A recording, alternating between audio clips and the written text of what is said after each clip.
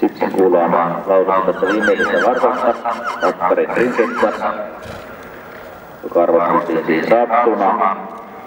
Se on 158 säältä, 157 lautaselta korkea, hyvänpuoleiset tyypit, hyvä ryhti, 7 pistettä, hyvä pyöreä vankka runko, leveästi liittyvä lyhyt laula, pitkä pysty lapa, jyrkkä, lyhyt ja leveä lautanen.